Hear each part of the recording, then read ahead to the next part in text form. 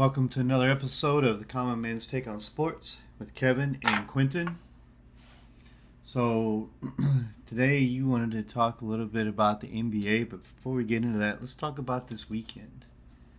This weekend is the last week for college football, and so some of the games have been played tonight, but there's some pretty big games being played tomorrow.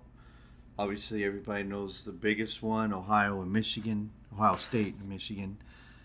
That'll decide who gets to go to the Big Ten championship between the two. But there's also some things that have happened this season, and so this is probably the biggest. This is the last year for the 14 playoff. After this, it expands. So this would be the last time that this game could possibly be an elimination game for whoever the loser is. Because that started next year, regardless of whether either team wins or loses this game and doesn't make the Big Ten championship, they still have a great chance of getting into the playoff, right? So this is probably the last time that this game will have this magnitude of a meaning, right? Mm-hmm. So that's obviously a very big game on the slate starting at noon.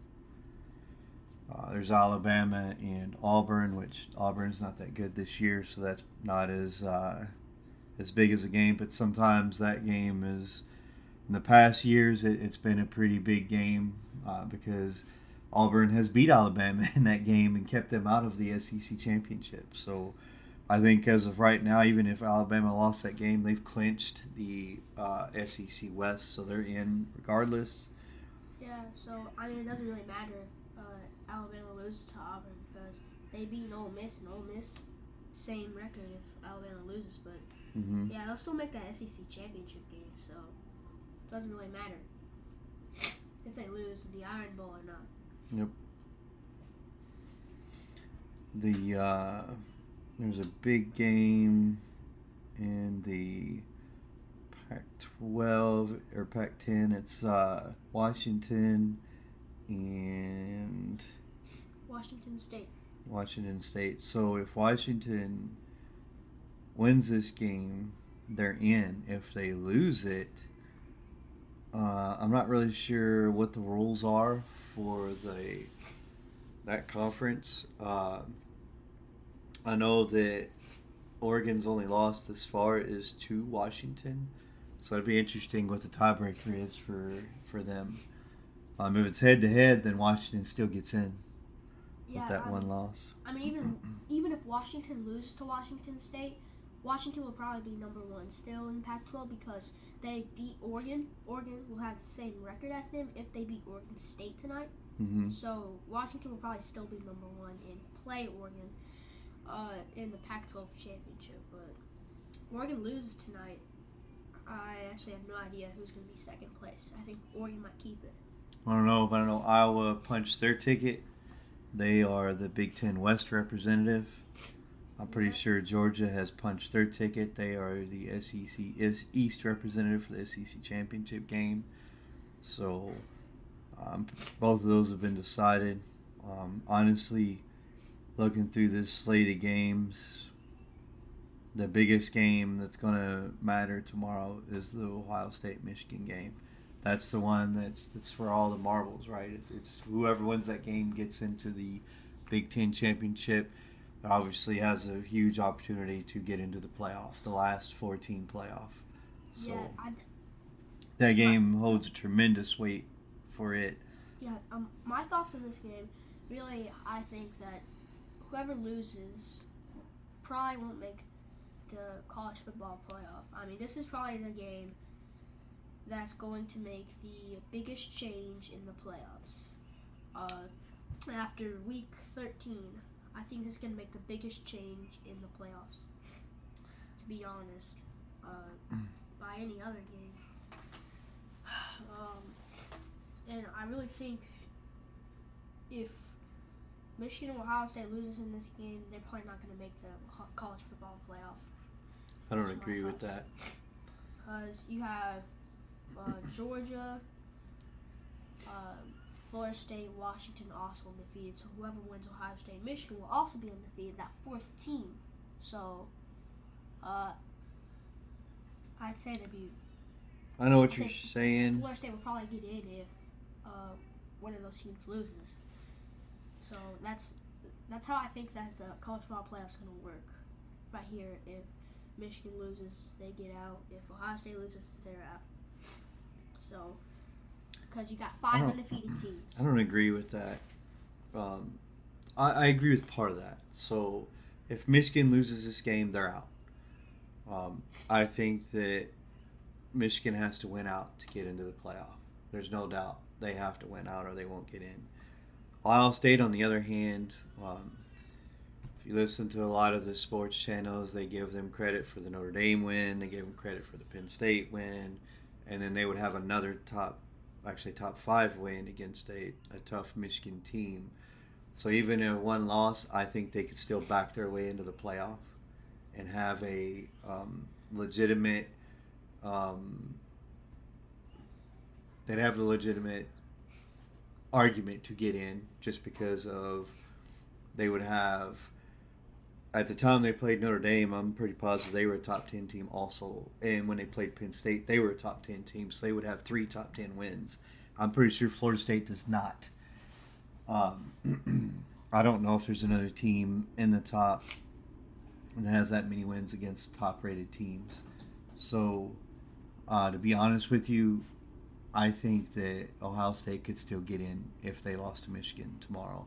I don't think Michigan would get in though. 1, because of their schedule, but 2, just because that if you listen to ESPN, they don't think they should be in anyway, even if they win the game. So I mean, it's their one loss and they're done. That's just the way that it is for Michigan. That's the way it's been for a very long time. To get in, Michigan's like Notre Dame. They have to win out. They have to run the table, or they won't get in. I mean, I don't even think if Ohio State lost to Michigan tomorrow, I don't think they'd drop them out of the top 4. I think they'd leave Ohio State in the top 4. Just my opinion, because I see how ESPN does things. I see how I've seen how the committee has done this from day one with the rankings. They obviously had a lot of respect for Ohio State, because the first 3 times rankings came out, where'd they rank Ohio State? I mean, I'd say No. The first 3 times these college football playoff rankings came out, where did they rank Ohio State? Number 1. They ranked them number 1 3 weeks in a row. The first time they dropped them out of that number 1 spot was when they struggled against, I think it was Rutgers, and Georgia dominated. Actually, Georgia didn't even dominate, but Georgia beat Vanderbilt or some team like that. And then they moved Georgia back to number 1 and Ohio State number 2. But ever since the college football rankings have come out, they have not dropped Ohio State below the number 2 ranking. I'm telling you right now, even if Ohio State lost to Michigan, they would not drop them out of the top 4. They would give them credit for losing to a top 4 team. They would keep them in. That's just the way that I've seen them do things. The committee doesn't really have a rhyme or reason to the way that they pick the playoff teams.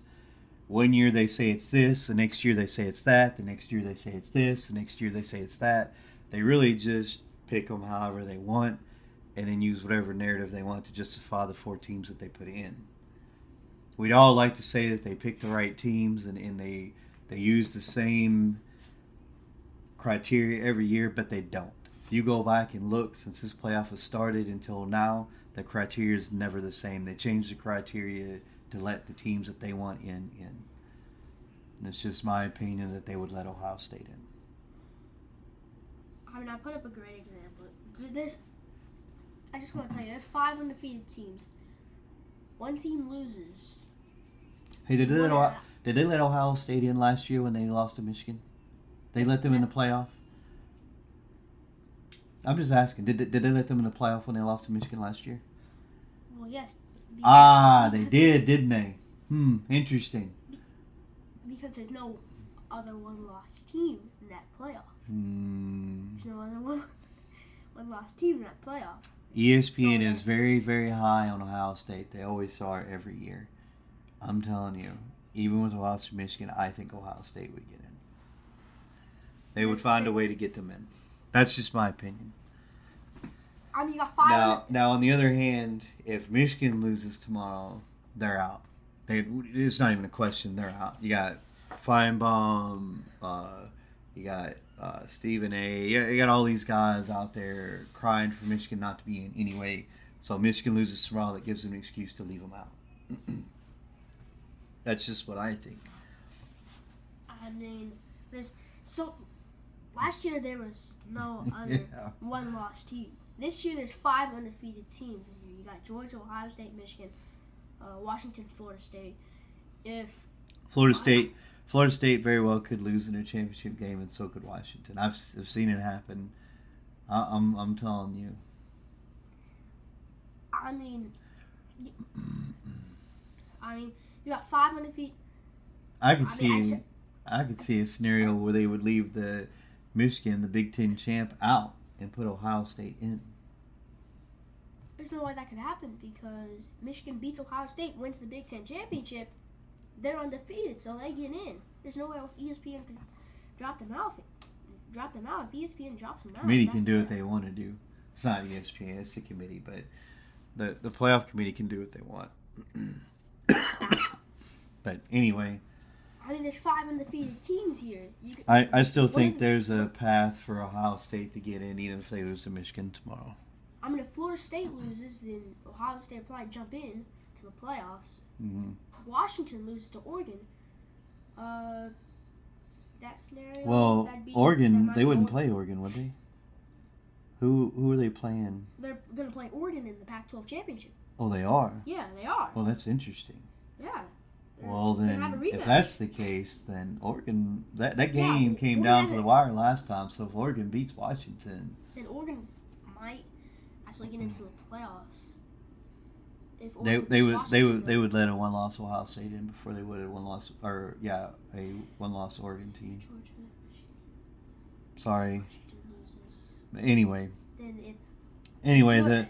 the game that holds the most marbles is tomorrow is Michigan and Ohio State. Honestly, that's the one that's going to decide who in the Big Ten gets in the playoff, I think, in my opinion. I mean, that's true, but I just don't think Ohio State gets to the playoff if Michigan beats them. There's no way. They did last year. Last year, they were lucky. The only reason why they didn't get in 21 was because they had 2 losses. Yeah. One to Oregon, one to Michigan. That's why they didn't get in. Yeah, this year going to be the same. They would only have 1 loss. Depending on how the conference championships pan out, they could still get in. I mean, if Florida State loses, then Florida State's got to play Florida tomorrow. They could lose. Yeah, Florida does not have Graham Mertz, so they don't have their starting QB. Did he get hurt? Yeah, he got hurt against Missouri, I believe. Okay. He's probably done for the season. Yeah, it's late anyway in the season, so all right. Well, everything will sort itself out tomorrow anyway. And Florida State doesn't have Jordan Travis, so I think that's going to be a pretty good game. Yes, because both teams have to play their backup QB. So, I mean, Florida State could lose that game then. I forgot Jordan Travis is out for the year. Yep. But Florida State does have good wide receivers, so I mean, all that QB probably needs to do is throw to one of those, like Johnny Wilson or Keon Coleman. One of those guys will be open. That's easier said than done. I mean, that's true, but Florida State, I mean, they do have a chance to lose to Florida. If Florida State loses to Florida, then Louisville probably beat them. I'm just being honest. Louisville will probably beat them if Florida State lose to Florida. Because Florida, they're 5-6 right now. So right now it's Louisville and Florida State in the ACC championship game, right? Yeah. Louisville clinched their spot. That's what I thought. Yeah. Florida State should be in. Yeah, even if They don't, even if they lost to Florida, they'd still get in the ACC championship game. Yeah, they probably wouldn't be in the playoffs, but yeah, they'd still be in the ACC championship game. I mean, I agree. They would still play Louisville. Yeah, I do agree. That's true. Okay. All right. Well, we'll see how everything sorts itself out tomorrow. We'll shift gears a little bit and move over to the NBA. So I want to talk about one of the hottest teams in the NBA right now. I think me and you were talking about this earlier. The Orlando Magic. So they beat the Celtics earlier today, which was their 6th win in a row. They are now 11-5 with wins over the Denver Nuggets, the Boston Celtics, the Milwaukee Bucks, and I know they lost to the Mavericks, but that's some pretty big wins. They beat the Bucks, the Celtics, and the Nuggets. Yeah, that's some of the top teams in the NBA right there. Yeah. Magic are doing. I think what's been leading to these victories against the Bucks right now, they held them to, I believe, less than 100 points in that game, and they held the Celtics to less than 100 points. So their defense has been what's helping them in these games. Besides the Nuggets game, I mean, their defense has been really helping them. Because they held the Bucks to 97 points, and they got 112. And then they held the Celtics to 96. Oh yeah, the Magic definitely have a good they play good defense for sure. Yeah, and their defense has really, I think their defense has really been helping them out this year, early in the season. And I think the Magic might be one of the NBA's best teams this year. They might have a good season. I don't know about that yet, but they're definitely playing really tough right now. They look really good. They're 11-5. I know they're number 2 in the East. Yeah, but it's early. The Bucks, the 76ers, the Heat. They're above the Bucks and the 76ers. I mean, they're number 2 in the Eastern Conference. Last year they were like number 9 or number 10. They just missed the playoffs last year. This year they're having a way better year. I gotta say, Magic looking really good this year to the start of the season.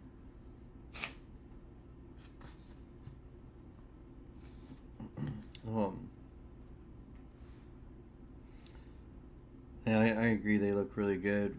Franz Wagner looks like he's made a step forward. Paolo Banchero looks like he's made a step forward. And then there's Cole Anthony looks like he's playing really well. Suggs. So far, Jonathan Isaac's been healthy, but there's an unsung hero in that group. So they had an opportunity to either let Franz Wagner's older brother, Moritz Wagner, walk or sign him. They decided to sign him. And he has not let them down this far. He has been an unsung hero. Tonight, he dropped 27 points off the bench against the Boston Celtics. They didn't have an answer for him, and they couldn't stop him. He was hustling all over the floor. But that's not the first time he's done that. He scored in double figures almost every game for them so far off the bench. He's vying for 6th man of the year right now with the way that he's playing. Yeah, right now it's looking him and Cole Anthony. Sorry, Cole Anthony's the other one off the bench that's gives them a ton of good production off the bench. Having 2 players like that coming off the bench really, really helps. Yeah, Cole Anthony had 16 points in that game coming off the bench. That's pretty good. Yep. I gotta say, for a bench player to almost get 30 points Mm-hmm. almost 30 points in one game. That's pretty good. I mean, Yep. 27 points in the game off the bench. That's just great. Celtics bench wasn't doing that good. I mean, they barely got any points. But the Magic's bench, Morris Wagner and Cole Anthony were stars in the game. They were playing really good. Mm-hmm. I mean, really, it's a massive amount of points for a bench player in that game, especially against the Celtics team. Celtics have always been a really good team, especially against this good of a Celtics team. Because right now, Celtics #1 in the Eastern Conference, and the Magic just beat them by blowout. Mm-hmm. That was kind of crazy. I mean, that was really impressive by the Magic. So you have the Celtics, who are now 12-4, the Magic, who are 11-5, the Bucks, who are 10-5, the 76ers, who are 10-5, the Heat, who are 10-5, Pacers, who are 8-6, the Knicks 8-6, Cleveland's 8-7, Atlanta surprisingly is 7-7, and the Toronto's 7-8. That's the top 10 teams in the East. And then you have Minnesota is actually the best team in the West right now. They're 11-3. Yeah, they're OKC is the second best team at 11-4. Then you have Denver at 10-5, Dallas at 10-5, Phoenix at 10-6, Sacramento at 8-6, and you have the Lakers 9-7, Houston 7-6, New Orleans 8-7, and the Clippers 6-7. That's the top 10 teams in the West. And so one of the names that I did not mention in that was Golden State. Again, it's early, but man. Yeah, Golden State this season. They're 7-9 right now. Yeah, Golden State this season. I mean, what I've noticed is that they've had a lot of players ejected in games. Like Chris Paul got ejected in the Suns game. I mean, Draymond Green's getting ejected like crazy.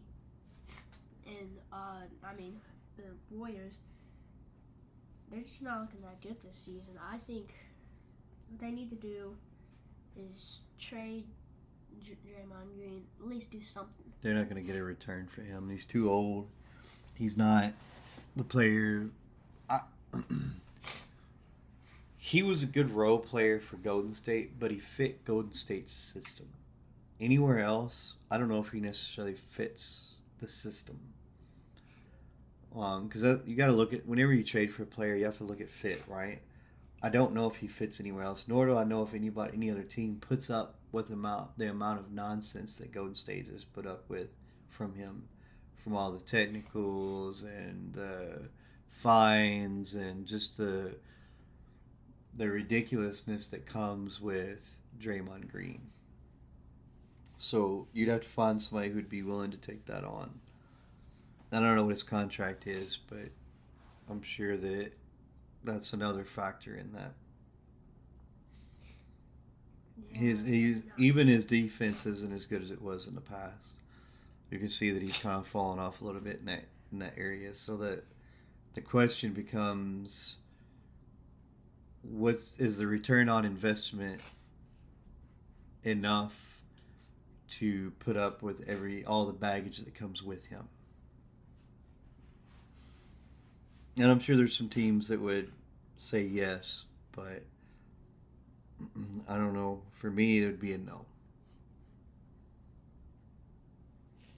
Yeah, I could get a good defender for a lot less baggage and probably a little cheaper than what he's going to ask. Yeah.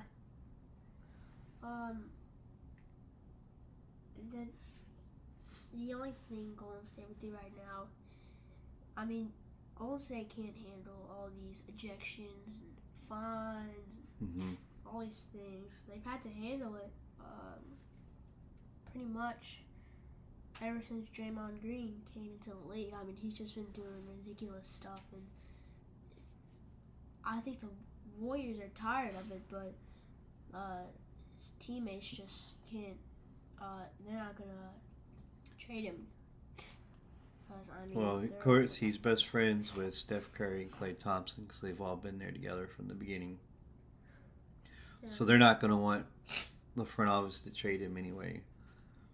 That's what happened with the whole Jordan Poole situation. Jordan Poole got pushed out because Draymond was friends with Curry and Thompson. And so when Draymond started all that nonsense with Jordan Poole, they got rid of Jordan Poole instead of fixing the problem, which is Draymond. Draymond's always the problem because he's the one denominator in all of these things that happen with other players or with the Warriors. Even with Kevin Durant, he was the common denominator. He pushed Kevin Durant out. Like, it's always Draymond Green. He's always involved somehow. Yeah. But they always keep him instead of getting rid of him because they put up with his nonsense. And for them, the return on investment is worth it. Because he's best friends with your two superstars. I mean, you get rid of Jordan Poole for no reason. Then before that, you get rid of KD for no reason. I mean, those were two chances you should have got rid of Draymond Green, and you didn't.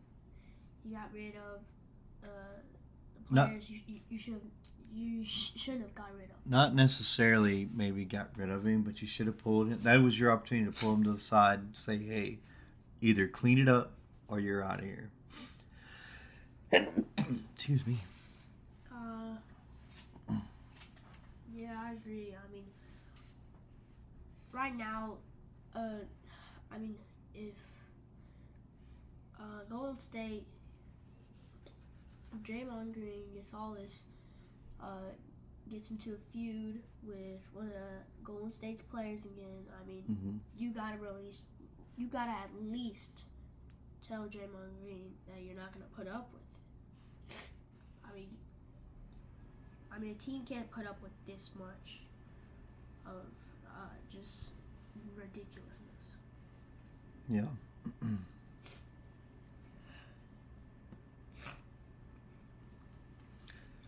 Yeah. Well, I doubt they do, but it's Golden State. That's Steve Kerr. He'll do whatever he seems fit. I will say that I was not a fan of the Lakers' moves. I'm still not. I don't think that they're built for the playoffs. We'll see. I don't know. We'll see what happens going forward. I don't know. It's early too, and they've had a couple of new players added. Probably a little bit of chemistry issues going on at first. It's early. It's really early in the season, but we'll see how that pans out. If LeBron's son turns pro after this year, then it's not going to matter anyway. He'll leave LA because he's going to go play wherever his son gets drafted. So he's already said that. He wants to play with his son for at least a year before he retires. Yeah. So this was LA's make it or break it year, and it looks like it's going to be break it. So I don't know what they'll do after that, but Yeah. Not sure. Just have to watch and see what happens.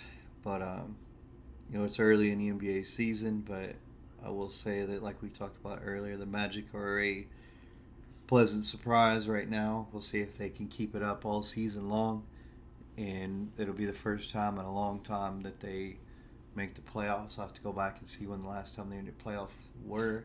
I believe Aaron Gordon was there. So not too long ago, but it's been a while. But that's all I have for today. Is there anything else you wanted to talk about or go over before we end the show for today? No, nothing else. All right. Thank you guys for listening. If you don't listen to podcasts, we ask you to, or if your family and friends don't listen to podcasts, we ask you to go over to YouTube, watch our show on YouTube. We have a YouTube channel, same name, Common Man's Take on Sports, where we post all our episodes. We will be back again after tomorrow's games to talk about who won and what the conference championships are going to look like. Until then, you guys enjoy the rest of your Thanksgiving weekend, and we'll see you then. Have a good night.